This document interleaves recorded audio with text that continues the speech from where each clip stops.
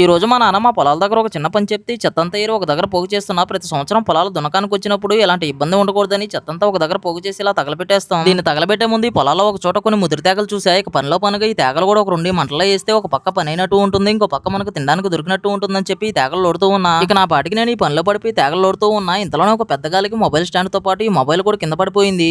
Just లో miss అయింది, లేదంటే మన ఫోన్ ఈ గాల్లో కలిసిపోయేది. ఈ సుడిగాలిని దూరం నుంచి చూసి మన దాకా రాదులే అనుకున్నా. ఇది అటు తిరిగి ఇటు తిరిగి మన దగ్గరకే వచ్చింది. ఆ సీన్ మీకు కూడా చూపిస్తా, జస్ట్ వెయిట్. నిజానికి దీన్ని చూడగానే చాలా దూరంలో ఉన్నట్టు అనిపించింది. ఫోన్ రికార్డ్ లో పెట్టేసి నా పనిలో నేనున్నా. ఒకసారి దీని రియల్ సౌండ్ కూడా వినిపిస్తా.